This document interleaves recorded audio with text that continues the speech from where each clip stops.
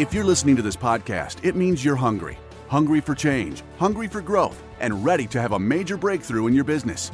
As a partner or founder in more than a dozen businesses that do more than $5 billion in revenue each year, Tony Robbins has learned from the best in the world, the Steve Wyns, Mark Benioffs, and Peter Gubers, what it takes to be successful. Whether you've been in business for decades or are just getting started, it's important to get help from someone who's been there, someone who's going to coach you through it. That's why Tony is offering a free one-on-one business strategy session from one of his top business strategists, a $600 value, completely free, no strings attached. If you're listening right now, go to TonyRobbins.com/CEO and sign up for a free session with a Tony Robbins trained business strategist who's helped business owners just like you to overcome their obstacles and set them on the path to success. In a world where 96% of businesses fail after 10 years, you must know how to anticipate and how to take advantage. Take advantage of this offer today.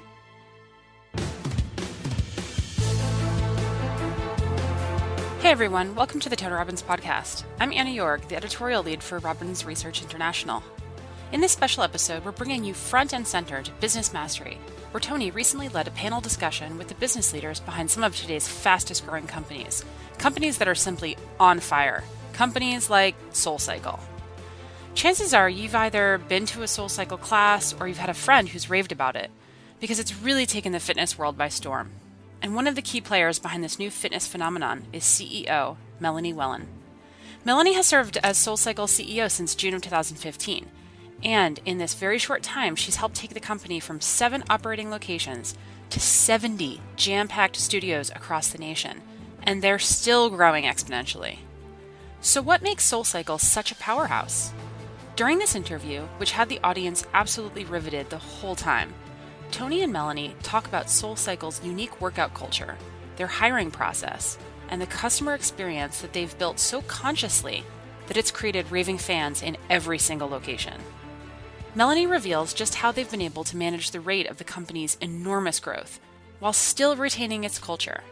She also talks about the secrets behind what makes SoulCycle stand apart from and above the rest. Let's hear the interview. Melanie, thank you for joining us. Thank you so much for having me. Gosh, watching that video, I feel like we're brothers and sisters on a path around here. And that's why I'm so thrilled to be here, finally. Yeah. You really amazing what you guys have created. Tell us, I know you aren't the founder, you're the CEO, but you're making it grow and scaling it. Tell us a little about the history for people of how this came about to start with the two ladies who started, what their intention was, if you would. Absolutely. So who here has been to SoulCycle? Awesome. So for those of you who have not been to SoulCycle, you've been to SoulCycle too. Awesome. Big fan over here. It's so great. So what we really create in the room, and hopefully what this video shows you, is it's really an experience. When you walk into the studio, what we always wanted you to feel was that this was part of your family. You know, we're a hospitality company first, and we really get to know our riders, why they've come into the studio, what's going on in their lives, and we want to make those genuine connections with our riders from the moment they hit the lobby door. Once you get into the actual studio, it's a candlelit space, and you have 45 minutes disconnected from technology where you're moving to the rhythm of the music. And just as it says in the video, you push yourself further than you even knew possible because you have 55 people moving with you together.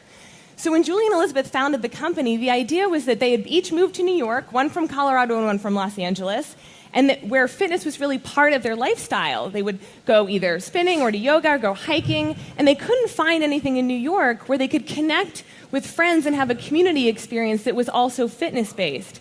And so they created a marketplace, basically, to put the product into. You know, there was no boutique fitness when SoulCycle launched in 2006.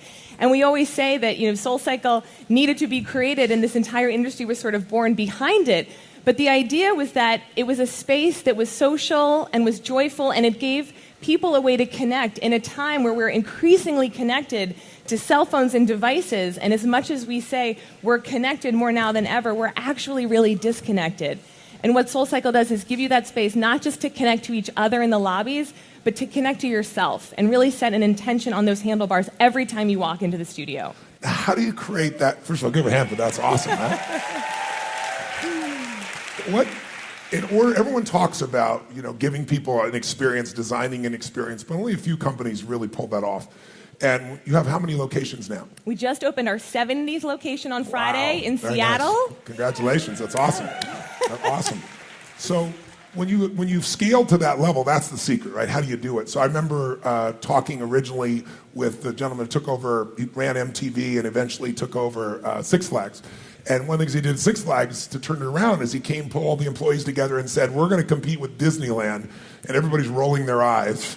But he told me the reason for doing that was first to train them. They used to be comparing themselves to the county fair, right, to raise pieces. But the reason I bring it up is he did this big meeting with everybody and said, we want to treat everybody like family. This is going to be what the culture is about. And then he said later that day, and he's not very famous looking, right? So he's walking around, checking things out, and he watches this mother who gives her son an ice cream cone, and he slams it in the ground. It's ice cream everywhere, all over the concrete. And the janitor runs up and starts screaming at this mother about her child. And he witnesses the whole thing. His heart's beating out of him. He runs over, separates the janitor from the woman, apologizes to the woman, buys another ice cream cone, and then goes to the janitor and says, what are you doing? We just had this conversation about treating people like family. He goes, that's what I do with my family if they threw an ice cream down like this. Right? So he realized he had to be more specific to create culture, and that what he had to do was at Disneyland, they have rules, I'm sure you know, cast members, right? When someone gets within 10 feet, you must make eye contact. When they get in 5 feet, you must smile. Whether they get in 5 feet to 3 feet, you can say one of 5 things. If they ask to go to the janitor or to the bathroom, you walk them to the bathroom. So what he began to realize is I need specific rules to make that happen. How do you guys create this culture in new locations with new staffs and really create the same quality of experience that you're famous for? Yeah, so it's a great question and much harder to execute than it is to actually talk about. Yes, I understand. So when I started with the company, we had 7 studios all in New York, and we knew that we had grand ambitions for the business and where we wanted to go. And so what we did is we took a step back and we really said, what is the culture? What is it that we stand for? And we got really clear on what it is. And the sort of overarching principle, we have 10 core values, but the overarching philosophy is that we're a culture of yes. And we believe that there is a yes in every interaction with a colleague, with a rider, with anyone that you come across in your day. And then what we do is we empower our teams to make that yes happen. Yes. So if you don't get into class or you don't get the bike that you wanted, I'm going to make sure you get into that class next week, you get into the next class, you get top of the wait list, you get that bike, or you get a piece of retail. We are going to make it happen for you in that moment. And when you get really clear on what your culture is and what you stand for, then you take one more step back and say, now, how do I hire for that kind of attitude? You know, we believe internally that you hire for attitude and aptitude, not for experience. Because we will teach you everything that you need to know about how to lead a SoulCycle class, or how to run a SoulCycle check-in, or how to market at SoulCycle. But what we really are looking for is someone that's got that twinkle in their eye that really wants to be the best part of someone's day, who naturally looks at the glass as half full rather than half empty, and someone who's really solution-oriented. Yes. And that's really sort of the foundation of what we have created, and then we developed in a whole university on top of it. Wow. So we have over 100 proprietary training programs in something that we call The Wheel, which is our centralized training repository. It's an online social platform that we use to lead trainings all over the country. And we're adding new modules all the time. If we see something that we're not really sure how to solve the problem, we always say, make an SOP and create a training. And when we started, there was no training, and we have just built this one module at a time. But I think what's really important and how we've been able to scale this is we say we create freedom within a framework. So we give you the framework, and we say, here's how you lead a SoulCycle class. Here's the format of the class. But then you're free to lead it however you're inspired. It's your playlist, it's your message, it's your time of day, it's your room. So the instructors bring a lot of creativity to what they're creating in that studio. And the operators find the yeses that they know are meaningful. What's meaningful in Seattle may be different than what's meaningful in Coral Gables. And I think by challenging and empowering our teams and enabling them to have this creativity, that's how we've been able to deliver something that's not just consistent, but also really special and connected to our riders. Finding the right people is so critical in a business like this, where you're trying to give an experience by that breath and that shoulder movement. I see that's really true. It's always a task, I'm sure. But how do you really test for that? I remember I talked with people at Southwest Airlines, and they were saying at one stage they were getting horrible reviews on their stewards and stewardesses. And the reason was, you'd see these people and they'd say it's time to, buckle your seatbelt, and instead of taking other people, they'd buckle themselves up, right? And so they came up with a technique that they told me, which is they started doing group interviews. And everyone was preparing to be on stage, but who they were judging was not the person speaking. They were judging the people in the audience. If you're sitting here like this or writing your own notes or not paying attention, you were not picked. So the person who's nodding, shaking, supporting their competition was the one they hired, and they eliminate virtually all challenges. From a pragmatic perspective, what filters do you use to know you've got that person who's the right person in the right seat to continue your culture? Yes, we do two things, I would say. One, we run all behavioral interviews. So we ask a lot of questions having nothing to do with SoulCycle. So tell me about the worst day that you had at work and the best day you had at work. And then we see how they answer that question. Do they lead with the positive or do they lead with the negative? And then how do they close it out? And do they frame it as an opportunity or a learning experience or something they're completely dejected about? And we have a whole series of questions that we ask that really just try to help us understand how someone thinks. And then I think the other thing that we do is we run shadow shifts. So we bring people in. You know, people think that they want to work at SoulCycle because they're writers and they love it, but it's a lot of work on the back end. And we want to make sure, I always say to people, if this is your special place, you might not want to be on the other side of the desk. You might want to keep this as your special place. Yes. So we bring them in for a shift, and we watch how they vibe with the team. Do they run into the trouble, or do they run away from the trouble? Because there's a lot that's coming at you when you've got 60 people coming in and 60 people coming out, and everyone wants shoes and water and retail. Do you run into that fire, or do you run away? So right. I think the combination of the qualitative and then putting them into the circumstances, Yes. so we're making it work so far. Well, you're certainly hard with the expansion that you've done. So you've gone from 7 to 70. Is that one Yes. on your watch? Give her a hand for that. That's spectacular. Really spectacular. The company was sold to which company was it? I'm Equinox. Sorry. Yeah, Equinox made the purchase. The founders made, I heard, $90 million each. It was pretty amazing. Did they run the company for 5 years before they sold us? Tell us a little bit about the transaction, how that came about, if you can. So I met Julie and Elizabeth back in 2008, back at West 72nd Street. I'm going where you want me to go, trust me here. No worries. And then 2 years after that, and I worked at Equinox at the time. Oh, you did? And I have this rule in my life, if I hear about something 3 times from 3 different people, you have to go and try it. And I heard about SoulCycle once, twice, 3, 16,000 times, and I finally went to try it. And I met them at 72nd Street, and I just fell in love. I fell in love with the experience. I fell in love with each of them. The day after I got back to my desk at Equinox, and I was 6 months pregnant with my first child, they'd messengered me a onesie with a handwritten note, "Thank you for coming in." There was no ask. There was no come back. There was no "here's an offer." It was just a thank you. And it was so beautiful, and it was so deeply authentic and unique. Yes. And I remember saying, we got to figure out a way to work with these guys. This is amazing. This is so cool. And at the time, I think there were only 4 or 5 studios. So fast forward to 2010, and we ended up entering a partnership with Julie and Elizabeth when I was at Equinox, and we invested in the business, and it was a strategic partnership. We are now still completely, entirely independently run, but they are majority owners. And Julie and Elizabeth ran the company for a couple of years before Equinox bought the remaining share of the business, and continues to be our partner and investor as we continue to scale. That's wonderful. There's people that go, I have not been, quite honestly, but I'm ready to sell my Peloton after watching that video. That's how it works here. I can help you with that. You could help me with that. The people go tell me that it's like a tribe. That's the word I've heard used most often. Tell me, what is the goal? What is the metaphor or group of metaphors? I see warrior, I see legend, I see rock star. Aspirational is really huge. Tell us a little bit about what people experience and what identity they get from being a part of SoulCycle, if possible. And is that a conscious effort, I would assume, but I don't want to assume anything. I want to ask.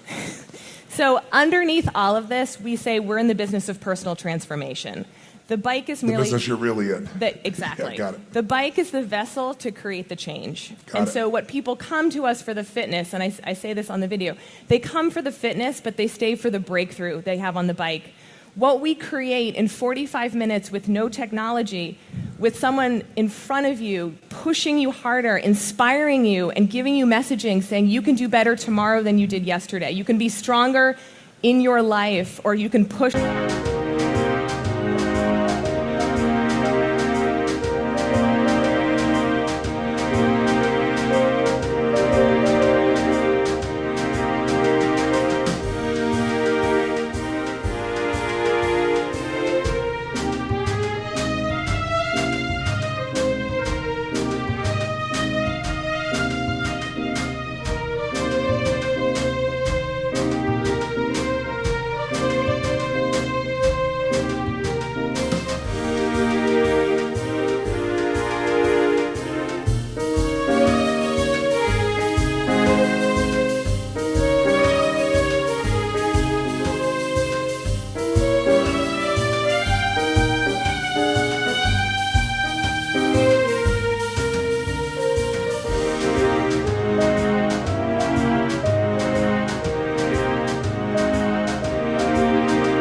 through this hill and the change comes through the transition.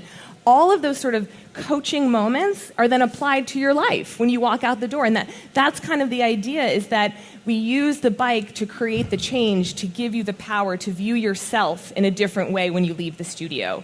What that creates is an addictive, connected experience, because you go through that with 55 other people, and then you come out into the lobby. And for those of you who have been to our studios, I would love to have a 10-foot radius to actually make eye contact with someone. I've got about 2 feet radius in my lobbies. You come out and you're all there together, and you've gone through this collective physical, emotional, and musical experience. I mean, watching this happen, this is exactly what goes on a micro scale in our studios. You're hearing thumping music, and everyone's excited, and you're hearing you're stronger than you thought that you were, and then you come out together and you celebrate that moment. Well, you're coming back the next day and the next day after that, because where are you getting an experience like that in your day-to-day life? So that's really, I think, where the tribe comes from. That's really cool. Why? I know this is a rhetorical question to some extent, but I like your opinion. Why don't more people copy what you do when you're this successful? I know there's been a few, but there aren't a lot. Most of them are still running it. What's the difference? Why don't people take apart? And what really separates you? I've heard several ways, but what, in your mind, what separates you from all the other type of spinning classes a person could go to? Yeah, there have been a lot of copycats all over the world. It's fascinating what people are willing to knock off and call their own. Yes. I truly believe what separates us is our people and the way that we invest in our teams. So I think we hire the greatest people. I think we retain them because we invest in them. We train them, we give them the skills to be successful, not just in the role that they're in today, but with a high-growth company, we're always pushing people into jobs before they're ready. We relocate them to a new market. We promote them to run a market, to run more studios, to come into our HQ office and do a new job. It's so inspiring when we're mission-driven and also giving people so much opportunity for growth within the company. And I think by investing so much in our teams, our retention rate is well north of 90%. And so we are creating these authentic connections in the communities. And I don't think other companies necessarily have done that. Yeah, 90% retention. That's quite extraordinary, to say the least. Quite extraordinary. Give me that. What has been, there's been a massive growth on your watch. What has been one or two of the biggest challenges you faced, and how'd you turn them around? What would stand out for you? I think probably if I could tell one story. So the way our business works is we release all of our weekly reservations Monday at noon, and it's our sign-ups period, and our whole week goes live. And over 30% of our weekly reservations are booked within the first 15 minutes. So it's a very frenetic time. We've got a lot of people pounding our servers. And we decided to rebuild and relaunch our website back in 2013, I think. And we definitely weren't ready, and we definitely should not have switched over. And we launched it, and the whole thing crashed. And what was great about that moment was the entire company knew that this was a huge priority for us. We were much smaller at the time. We had probably only 100 and some people in our HQ office. But because everybody was clear that this was the highest priority, everybody piled on to make it okay. So if you think about it, we've got all these people that are trying to book their bikes, and they can't book their bikes, and they're frozen out. So our whole HQ office became a customer service center. Wow. So we're all calling riders. We'll get you in for your class. Don't worry, I've got you top of the wait list. We're going to figure this out for you. And it was really cool to see the whole company come together and figure it out and find the yes, right? We're a culture of yes. We all found the yes. They were long nights. Yes. It was a long weeks, but I think what it taught us in that moment was be clear on your intention with the company, be transparent with your goal, because then when things don't go right, everyone sort of piles on to help because they're aligned with the vision and where you're going. I have tons of stories of challenges we faced, which I think is just the nature of a high-growth business. But that was one of the more challenging times, I would say, was booking 10,000 people manually in our HQ office. I can only imagine. What are you most proud of that you've accomplished thus far? I can tell you that we never dreamed the business was going to be this big. Wow. When we started the partnership and when I got involved with the founders, I think we thought we could maybe have 25 studios by 2015. We thought maybe it would work in New York, Los Angeles, and maybe San Francisco. To be sitting here today with 14 markets, 70 studios, 2,000 people, and seeing over 4 million people a year, and the change that we're creating in their lives is so rewarding and so exciting. We've got so much more to do. It's beautiful. 3 questions just for her, then we'll bring in our next contestant. We'll do the same form. At the end, we'll have all 3 of them here, the contestants. Questions? Yes. I have a question. I have a Peloton bike, and in my town, we don't have your we don't have your facility, but we do have something called Cycle Bar, and that's compared to what I saw in your studio inside. Yours seems to be more raw, and like people aren't afraid to sweat. And the Cycle Bar, like I didn't even want to go in there and like sweat. I was embarrassed if I was sweating. It's real clean. It's high end. Yours seems to be very different. Do you try to keep that raw, real functional atmosphere in all your locations? So first of all, where do you live? In Texas. Where in Texas? Lubbock, Texas. Okay. We'll talk afterward. We've got to find a place to come open a get you for SoulCycle one. studio. Yes. Yeah. You know, I think what we... More people in Lubbock, Texas? Amazing. How many Texans out there? All right. So we are in Dallas, Houston, and Austin. Not Lubbock yet, but we will get there. Awesome. Yeah, I'm from San Antonio, too, so we'll talk. Oh, good. What we really try to create, honestly, is sort of this environment of hospitality. We really want to know how you came into SoulCycle, what you're looking to accomplish, what's going on in your life, and we want to know how your experience is when you come out the other side of the class. And we really want to make that connection. And whether that reads as raw or honest or authentic, it's just really real. I mean, I think one of the other reasons we've been successful is we treat our employees, we're customers first internally. We all use the product. Writing is a huge part of our culture. We encourage everyone to send feedback when they're taking a new class, trying a new instructor, going into a new market. We have a really transparent dialogue around all of the teams of what's working, what's not working, so that we can all get to the collective right answer. And I think what that does is breathe this sort of great energy where we're so connected internally. We really want to connect with our riders as well and build those relationships one rider at a time. I think a lot of whether it's Peloton or Cycle Bar, I actually just tried a Cycle Bar class over Thanksgiving. A lot of the competitors are technology driven. They're showing you your statistics, you're competing against each other, and that's great because for some people that actually is what motivates them to work out. We are in the business of motivation in a very different way. We believe the collective good is more important than your individual success, and that the collective energy is going to drive you harder individually. And so that feeling of collective energy and individual relationship is what sets us apart. I could see that in your video, so that was really great. So thank you. Another question. How about, yes ma'am, right here. Hi, I'm Lalai from Australia. My question to you is you going into that emotional, going into that thing, but how do you maintain it?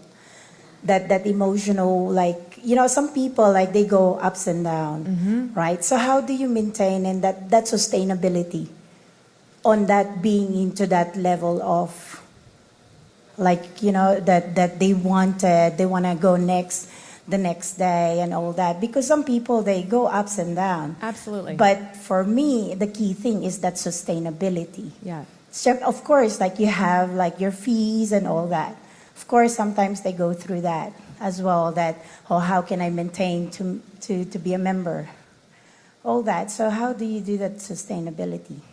So one of the ways that we've done this, in the beginning, when the company was founded, Julie and Elizabeth had $2,000 left when they built out the first studio. And they decided rather than taking out an ad in a paper or a magazine, they would produce a line of T-shirts with the wheel and the brand on it. And they thought if people would just buy the T-shirts and wear the T-shirts, that would be the best marketing for the business. And what that has become is an apparel business that is sort of a business in its own right to the side, where once you have this great experience, and it's not unlike Disney, you come through the gift shop, you're high on endorphins, you pull a piece of the brand and you take it with you. And it's a sort of constant reminder as you're wearing your sweatshirt or your sweatpants out in your life of that feeling that you got in the room. There is no doubt that some days you come into SoulCycle because you just want to work out, you want to get your butt kicked, and you want to go. It's not about emotional connection or spirituality. It's just about a great workout. And maybe you're not feeling as connected to yourself or to us that day. There are lots of other days where, again, just putting the simplicity of putting your phone away and not having any distractions but yourself and this challenge and this connection with your community is so rare that really ultimately is what's sustaining people and their connectivity. But whether it's our retail or our front desk teams and how they're getting to know our riders, there's lots of other ways that we try to sustain it in between those classes. One more. Yes, sir, the red shirt in the back there. Yes, sir, right here, yes. Thank you for sharing, by the way, and also my name's Tony Tucci. I'm from Atlanta, Georgia. 2018. My question is, I also have a gym. It's a boutique-style gym. We have 9 different programs under one kind of house, and we have roughly about 4,000 members. And what is your pain points of franchising? So we don't franchise. We're all company owned and operated. And we made that decision, frankly, because we're in the experience business, and we felt like that was something that we needed to control and oversee as we've scaled as quickly as we have. Thank you. Sure. One last question. Yes, right here in the front row. Hi, my name's Paul, also from Australia. This is so cool. Every time myself and my wife come to America, and it's probably 12, 15 times a year, we always go to your SoulCycle. Thank you. One thing I notice, though, is the crowd is predominantly women. And often when I go... How did you notice that? I'm a man. Just checking. No, but my question is then, I like to go to the gym, and when I go and do your SoulCycle, maybe guys don't realise, you do the bicycle, but then you do your weights, little part of it also.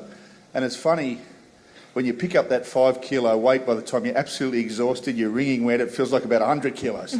But is that a market is that just developed that way, or is it a market that is the marketing push to get more men, or is it a predominantly female by default? Or because as a guy, it's pretty awesome, but I just wonder why there isn't more there, or is it a marketing thing, or is it yeah. Well, you will be the face of our new campaign, obviously. Thank you. Okay.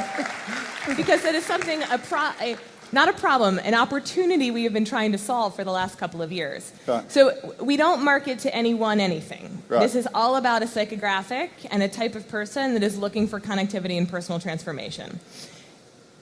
80% of the new riders that come through word of mouth, through a friend.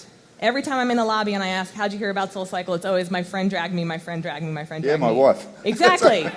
So the other thing is, if you go to our different studios, depending on time of day. So I live in downtown New York. If I go into our studios for the 6 and 7 a.m. classes, we call those our rooster classes, because those are people that want to get up, they want to get it in, they're hard charging, they're going to work. That's probably 50-50 male-female. Right. 8:30, 9:30, 10:30 in the morning. If you're coming for vacation, maybe that's when you're riding. That may be a little bit more female. And the evening, especially in our urban markets, is usually a little more 60-40 female-male. So it really ranges by time of day and market that we're in.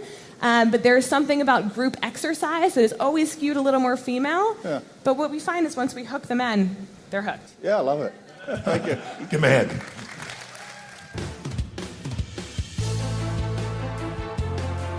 The Tony Robbins podcast is directed and hosted by Tony Robbins and Mary Buckheit. Anna Jorg is our editorial director and occasional host. The podcast is produced by Carrie Song and Tyler Culbertson. Jamie Carvajal and Adriel De La Torre are our digital editors. Special thanks to Diane Adcock for her creative review. Copyright Robbins Research International.